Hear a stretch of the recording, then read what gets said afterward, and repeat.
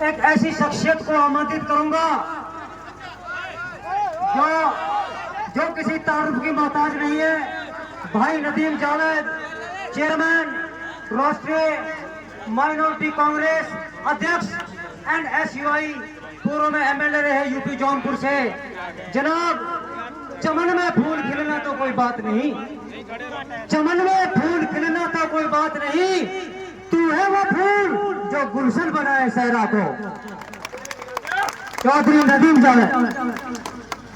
बहुत बहुत शुक्रिया। बेहद कीमती शेर से आपने शुरुआत की है और मुझे दावत दी है। ये मेरी खुशबख्ती है कि मोहतरम इसराइल भाई के इलेक्शन में मुझे आपसे गुफ्तगू करने का मौका मिल रहा है। और मेरी ये खुशबख्ती और भी है कि वैसे तो मेरा ताल्लुक जौनपुर से है और हम लोग पठान हैं, लेकिन हमारी शादी मेवों में हुई। और इसलिए शेर आपने सुनाया था तो मैं एक शेर राहत इंदौरी साहब का बड़ा मशहूर शेर है, उससे बात को शुरू करता हूं कि गुलाब ख्वाब दवा जहर जाम क्या क्या है, गुलाब ख्वाब दवा जहर जाम क्या क्या है, मैं आ गया हूं पता इंतजाम क्या क्या है। फकीर शाह कलंदर इमाम क्या क्या है, तुझे खबर नहीं तेरा गुलाम क्या क्या है। ये इलेक्शन जिसके लिए हम लोग आपकी खिदमत में हाजिर हुए हैं, और ये गांव जो सबसे बड़ा गांव है इस पूरे खित्ते का और मेवात का दूसरे नंबर का गांव है, और इस असेंबली हल्के का तादाद में 1 नंबर का गांव है। 12,000 लोगों की आबादी है इस इलाके में, इस गांव में। और जब हमारी तारीख का भी जिक्र होता है तो तारीख का जब जिक्र होता है तो अकबर का जिक्र आता है, तो दादा बाहड़ का भी जिक्र आता है। और जब इसराइल भाई का जिक्र आता है तो आज आनी इनके मोहतरम वालिद जलील खान साहब का भी जिक्र आता है। ये लोग बात के खामोश खड़े रहते हैं, फिर भी जो लोग बड़े हैं वो बड़े रहते हैं। ऐसे दरवेशों से मिलता है हमारा रिश्ता जिनके जूतों में कई ताज पड़े हैं। मैं सिर्फ एक बात कहने के लिए हाजिर हुआ हूं दोस्तों, ये इलेक्शन सिर्फ किसी को MLA बनाने का इलेक्शन नहीं है। ये इलेक्शन अगर हरियाणा में कांग्रेस पार्टी जीत रही है और इंशाअल्लाह अजीज आपकी दुआओं से जीतेगी, तो यकीन जानिए ये इलेक्शन का जो रिजल्ट होगा और उसके जो नतायज होंगे वो सिर्फ हरियाणा की आवाम के लिए या हकीम की आवाम के लिए नहीं होंगे, उसके नतायज और उनका असर पूरे हिंदुस्तान की आवाम पर होने वाला है। और मेरी खुशकिस्मती रही है, मैंने पिछले लोकसभा के चुनाव में रायबरेली में काम किया। बनारस का इलेक्शन एक तरह से मैं खुद लड़ा जयराली के साथ। बनारस की आवाम खड़ी हुई और बनारस की आवाम ने मोदी के दांत खट्टे करने का काम किया है। और वो पैगाम जो बनारस ने दिया, वो पैगाम जो अयोध्या ने दिया, वो पैगाम जो रायबरेली ने दिया, वो पैगाम जो अमेठी ने दिया और हिंदुस्तान के तमाम लोगों ने मुत्तहिद होकर दिया है, उसी पैगाम को हतीम की आवाम आगे बढ़ाने का काम करेगी, ऐसी मैं उम्मीद करता हूँ, क्योंकि वक्त बहुत कम है। एक बात बहुत जिम्मेदारी से आपसे गुजारिश करने के लिए हाजिर हुआ हूँ। पिछले इंतखाब में सिर्फ 2800 वोट से हार गए थे। बात MLA चुनने की रही है।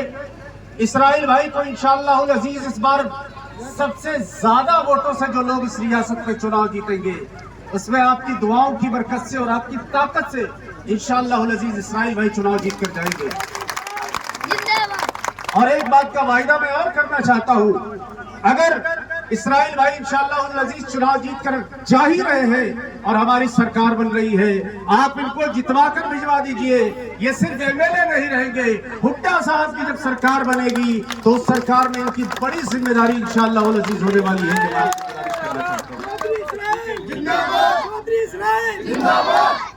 एक आखिरी बात कह के बात को खत्म करता हूं। मौलाना आजाद ने 1947 में दिल्ली की तारीखी जामा मस्जिद पर खड़े होकर फरमाया था कि कोई फरिश्ता आसमान की बुलंदी से उतरे और कहे कि हिंदुस्तान का हिंदू और मुसलमान अलग हो जाएगा और ये मुल्क आजाद हो जाएगा।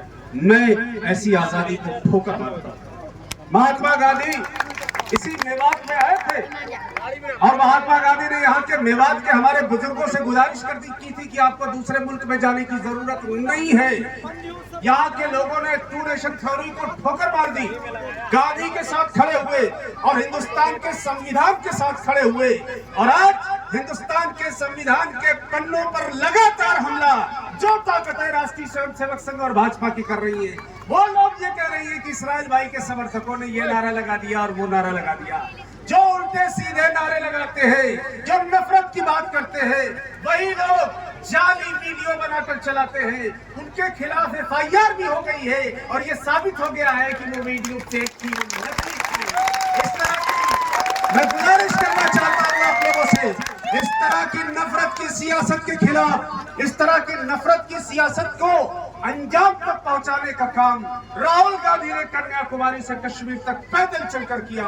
उस पैगाम को भूपेंद्र हुड्डा और दीपेंद्र हुड्डा ने भी आगे बढ़ाया, और आज इसराइल भाई आपके इलाके से पूरे हरियाणा के अंदर आपकी आवाज को, आपकी सोच को, आपके नजरिया फिक्र को, दादा पहाड़ की विरासत को, जलेखा की विरासत को और आपकी मोहब्बत को हरियाणा की विधानसभा में बुलंद करने का काम पूरी ताकत से इंशाअल्लाह अज़ीज करेंगे, ऐसी मैं उम्मीद करता हूँ। बुजुर्गों की तादाद है, नौजवान भी है, मैं तफसीली बात करता, लेकिन मैं माफी चाहता हूँ क्योंकि मैं जौनपुर से आता हूँ। मेरे एक तरफ अयोध्या है, एक तरफ काशी है, एक तरफ इलाहाबाद प्रयागराज है, एक तरफ गोरखपुर है। जिम्मेदारी से RSS के विचार के खिलाफ जमीन पर लड़ने का काम करते हैं। हम आपसे वायदा करते हैं कि आने वाले विधानसभा के चुनाव में मोदी की भी और योगी की भी उत्तर प्रदेश से दुकान बंद कर देंगे। बस आप हरियाणा में कांग्रेस की सरकार कांग्रेस की सोच को आगे ले जाने का काम करेंगे। वक्त कम है, इसलिए आप सब लोगों से गुजारिश है, सब साथी, ये इस गांव के लोगों ने अगर तस्लीम कर लिया कि किसी को जिताना है तो क्या कोई माई का लाल हरा भी सकता है? नहीं हरा सकता। ताकत है, तो जज्बा दिख रहा है मुझे। तो एक बार जरा जोरदार हाथ उठा के, दोनों हाथ ऊपर उठाइए, ये तारीखी लम्हा है, दोनों हाथ ऊपर उठा के जोरदार ताली के साथ।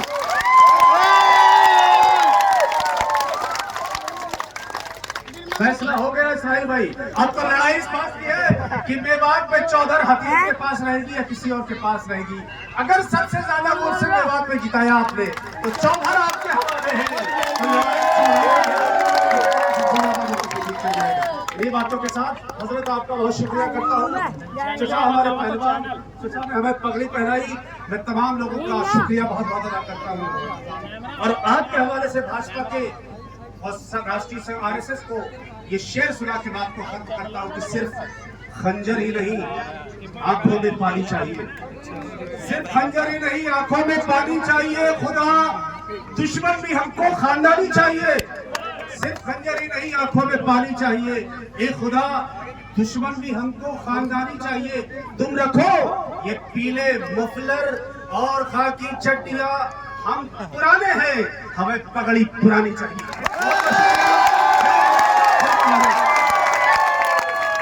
बहुत बहुत शुक्रिया चौधरी साहब का, जिन्होंने बड़े ही शायराना अंदाज में और बड़े जज्बाती अंदाज में आप लोगों से वोट की अपील कर दी। बहुत खूब भाई नदीम जावेद।